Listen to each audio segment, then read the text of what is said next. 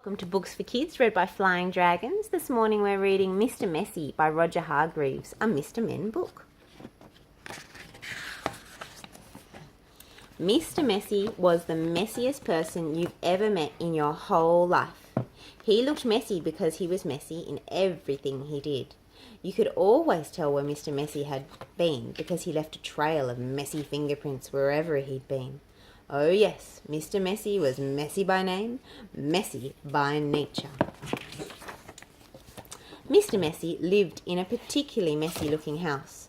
The paint was peeling, the windows were broken, there were tiles missing from the roof, the flower beds were overgrown with weeds, the garden gate was off its hinges. And had Mr. Messy cut the grass in his garden lately? He had not. One morning, Mr. Messy woke up in his messy bed, yawned, stretched, got up, cleaned his teeth, leaving the top off the toothpaste, had his breakfast, spilling cornflakes all over the floor, and set out for a walk, tripping over a brush he'd left lying in the garden 2 weeks before.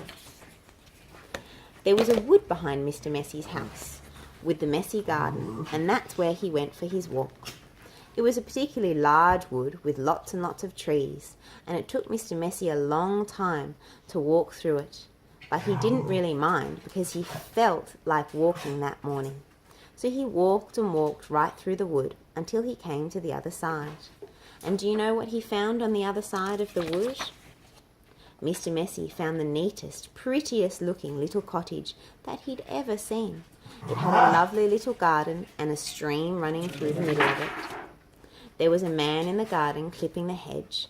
He looked up as Mr. Messy approached.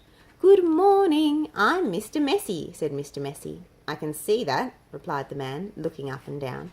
"I'm Mr. Tidy." "And I'm Mr. Neat," said the other man, appearing out of the house. "Tidy and neat," said Mr. Tidy. "Neat and tidy," said Mr. Neat. "We're in business together," explained Mr. Tidy, "and the people who own this house have asked us to do some work for them." "What sort of work?" asked Mr. Messy. "Oh, we make things nice and neat," said Mr. Neat. "Tidy things up," added Mr. Tidy. "Perhaps we could come along and do some work for you," said Mr. Neat, looking at Mr. Messy, who was looking even messier than usual that particular morning. "But I don't want things neat and tidy," said Mr. Messy, looking downright miserable at the thought of it. "Nonsense," said Mr. Tidy. "Fiddlesticks," said Mr. Neat. "But," said Mr. Messy. "Come along," said Mr. Neat. "Off we go," said Mr. Tidy.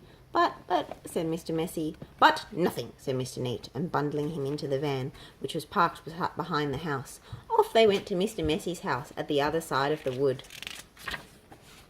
"Good heavens," said Mr. Neat, when he saw where Mr. Messy lived. "Good gracious," added Mr. Tidy. "This is the messiest house I have ever seen in all my born days," they both said together at the same time. "Better do something about it," said Mr. Neat. And before Mr. Messy could open his mouth, the two of them were rushing here and there about Mr. Messy's house.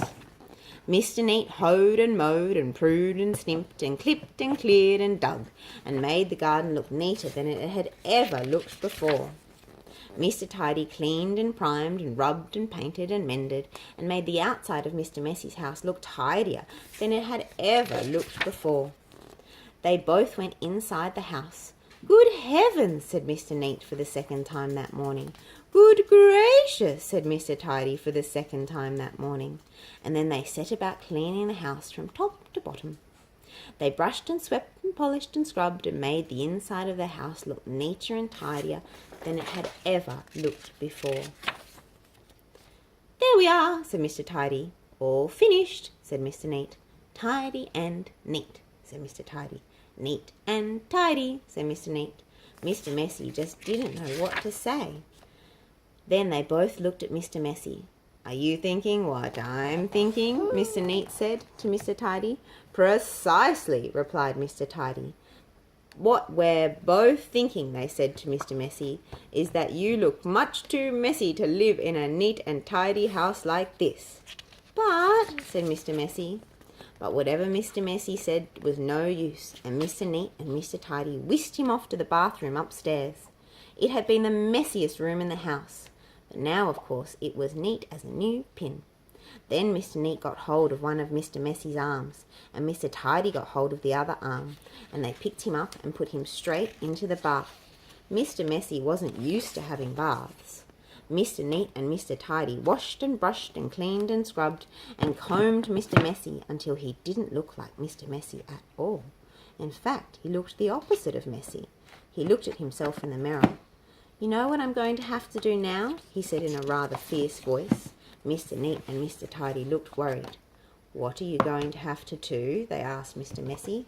"I'm going to have to change my name," said Mr. Messy, and he chuckled. And Mr. Neat and Mr. Tidy chuckled. And then Mr. Messy laughed, and Mr. Neat and Mr. Tidy laughed, and then they all laughed together and became the best of friends. And that really is the end of the story, except to say that if you're a messy sort of person, you might have to have a visit from two people. And you know what they're called, don't you?